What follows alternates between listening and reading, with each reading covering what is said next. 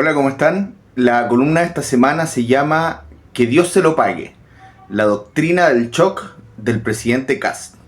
Les invito a comentar y a compartir y a leerla en www.lemondiplomatique.cl. Naomi Klein, en los años previos a la crisis subprime, postuló con agudeza su conocida doctrina del shock, una estrategia mediante la cual ciertos sectores del poder económico y político aprovechan momentos de crisis, provocados o no, para aturdir a sociedades enteras, dejándolas sin capacidad de reaccionar ante medidas que les afectan directamente. En Chile, esta historia no es ajena, la conocemos bien. En plena dictadura civil-militar, fue implementada con precisión quirúrgica por los llamados Chicago Boys y sus compinches de la derecha política nacional. La cuna del neoliberalismo en América Latina se construyó a sangre y fuego bajo uno de estos shocks de los que Klein escribiría 2 décadas después. Hoy, la puesta en escena del gobierno del presidente José Antonio Kast parece recurrir a esa misma receta. No hay, por ahora, imposición mediante el uso de la fuerza de las armas, pero sí una narrativa apabullante y obsesiva, diría hasta violenta, que dibuja un país al borde del colapso. Pasamos del Chile se cae a pedazos, repetido a destajo durante la campaña presidencial, al Estado está en quiebra, que ha sumado likes y eco en redes durante estos días de alzas. El choque es evidente. Los chilenos y chilenas vuelven a enfrentarse al fantasma de los bolsillos vacíos y la billetera apretada.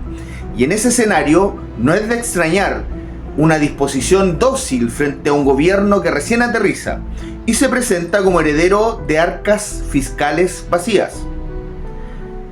Esto pese a que expertos, informes y cifras oficiales muestran un panorama bastante distinto.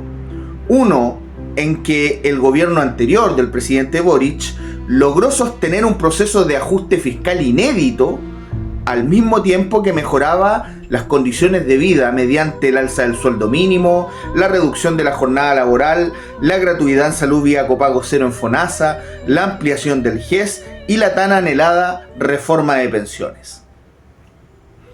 Hacer las cosas distinto era posible y es posible, pero el relato pesa y cuesta sacarse de encima su espesor obnubilante. A la puesta en escena del shock se suma una batería de relatos que van construyendo la idea de que el Estado es ineficiente y los pobres unos abusivos aprovechadores. Se busca cuestionar la legitimidad de las prestaciones sociales y del trabajo funcionario, con artimañas que amplifican los casos aislados para construir generalidades.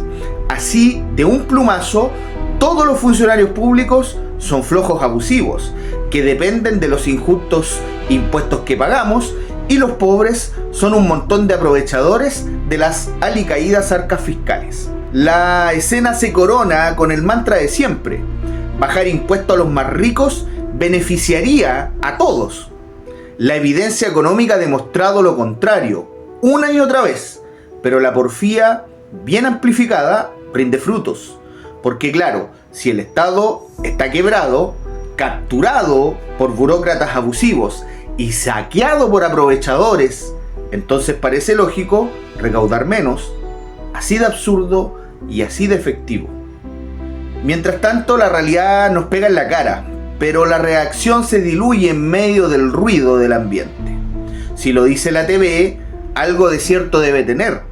Si lo repite TikTok, Instagram, Facebook o el audio de WhatsApp del grupo del barrio, entonces pasa a ser casi verdad revelada. Hoy coparlo todo ya no requiere militares en las calles. Las nuevas tropas del terror son invisibles, sin rostros, alimentando día a día la maquinaria de la desinformación. Sus principales víctimas son los más jóvenes o los adultos mayores y los sectores con menor acceso a información de calidad. Pero esta vez el shock es evidentemente absurdo. Hay cosas que simplemente no calzan. No calza que los asesores del gobierno vean crecer sus ya abultados sueldos hasta bordear los 10 millones de pesos, mientras se le pide a la ciudadanía apretarse el cinturón. No calza que el 1% más rico de nuestro país deje de pagar miles de millones de pesos en impuestos, mientras la mayoría enfrenta alzas sostenidas de precios que todo indica marcarán al menos el primer semestre del año 2026. No calza nada.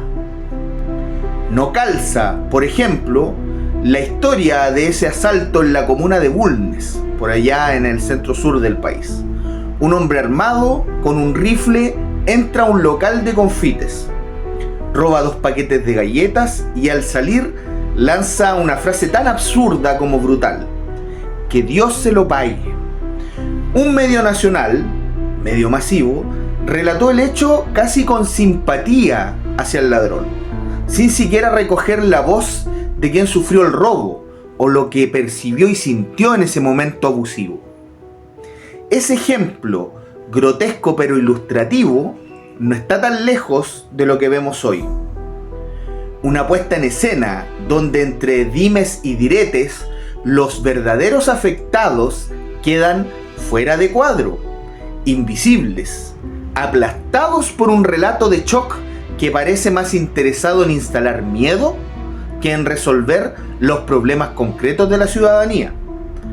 Tal como ocurrió en ese negocio de barrio en la comuna de Bulnes, hoy hay un país entero al otro lado del mostrador, y esta vez quien sostiene el fusil no es un desconocido, es el propio presidente de la República, José Antonio Kast, diciéndole a Chile que Dios se lo pague.